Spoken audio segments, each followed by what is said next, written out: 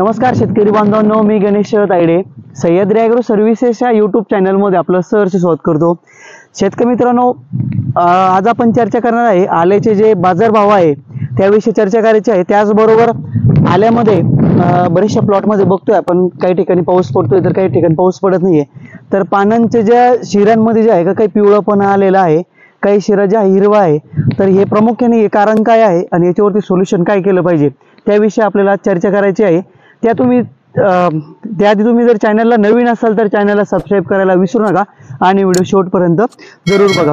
शेतकरी मित्रांनो, जर तुमच्या प्लॉटमध्ये जर समजा पिवळापणा जरी असं जाणवत असेल, त्याचबरोबर तुमची जमिनीमध्ये जर असं पांढऱ्या प्रकारचा जर खडा असेल समजा, त्याला इकडे आमच्या भाषेमध्ये त्याला चुनखड जमीन असे म्हणतात समजा, तर या जमिनीमध्ये जसं वातावरण बदलतं तर त्या बदलत्या वातावरणानुसार जे का प्लॉट मधील जी कंडिशन आहे ती बदलत चालत असते।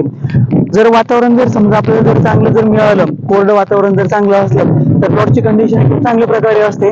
जर प्लॉट मध्ये समजा जर अति पाऊस झाला किंवा मग प्लॉट थोडासा ट्रेस मध्ये गेला तर प्लॉट मध्ये पिवळापणा आणि पान जे असतं ते पतलं होत असतं। तर यासाठी जे आहे का आपल्याला ड्रिप मधून आणि त्याचबरोबर जर समजा आपल्याला बेसल डोस जर टाकायचा असेल समजा, तर त्यासाठी आपल्याला बेसल डोस मध्ये झिंक सल्फेट आपल्याला 1 एकर क्षेत्रासाठी आपल्याला 10 किलो घ्यायचं आहे।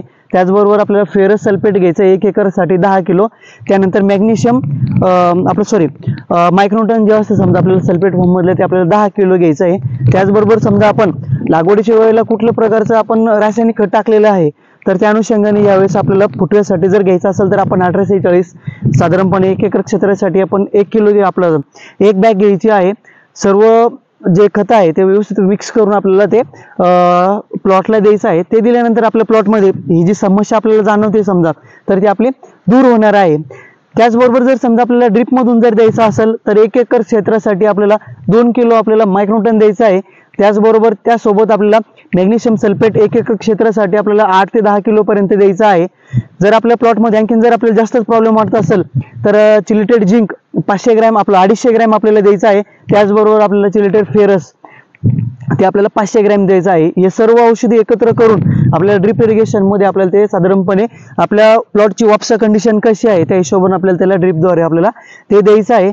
ते दिल्यानंतर शेतकरी मित्रांनो, आपल्या प्लॉट मधील हा जो पिवळापणा आलेला आहे त्याचबरोबर पान जे पतलेलं झालेलं असेल तर ते क्लिअर होणार आहे आणि बराचसा प्रॉब्लेम जो आहे आपला तो आपला सॉल्व्ह होणार आहे। शेतकरी मित्रांनो, हे करूनही जर प्लॉट मध्ये आपल्याला थोडंसं जरी आणखी जाणवत असेल की अजूनही थोडीशी कसर आहे किंवा मग प्लॉट अजून पूर्णपणे ग्रीन झालेला नाहीये तर आपल्याला 1 एकर क्षेत्रासाठी आपल्याला 1 किलो सिलिकॉन आपल्याला ड्रिपद्वारे आपल्याला ते द्यायचं आहे। ते दिल्यानंतर अपटेकिंग पण होणार आहे, त्याचबरोबर पान आपलं जे आहे रुंद आणि रफ होण्यासाठी आपल्याला मदत करणार आहे। आणि त्याचबरोबर शेतकरी मित्रांनो, आजचे जे आल्याचे जे बाजारभाव आहे, व्यापारी मित्रांना कॉल केला होता तर एक साधारणपणे जुना माल VIP माल जर असेल आपला तर 8500 पासून तर एक 8800 रुपयापर्यंतचे आजचे हे दर आहे।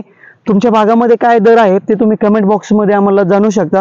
शेतकरी मित्रांनो, हे जे दर आहे आपण व्यापाऱ्याकडनं घेतलेले आहे, त्यांनी सौदे केलेले आहे, कालचे आजचे जे सौदे झालेले समजा तर ते या रेट मध्ये सौदे झाले आहे। त्याचबरोबर 2 दिवसापूर्वी त्यांनी सांगितलं की एक साधारणपणे 9000 रुपयापर्यंत जुना माल जे होतं VIP तर त्याचे सौदे झालेले होते। त्याचबरोबर नवीन माल जरी असेल समजा, जुन्या माला सोबत जो नवीन माल असतो एक साधारणपणे 1000 रुपयापासून तर एक 1500 रुपयापर्यंत त्याचे दर आहे। आणि जर समजा काही प्लॉट आपल्या ज्या मालाला डाग लागलेला असं समजा तर जो डागी माल आहे एक साधारणपणे 2000 पासून तर एक 2500 रुपयापर्यंत त्याचे दर आहे। शेतकरी मित्रांनो, हे जे दर आहे हे व्यापाऱ्याकडनं घेतलेले आहे।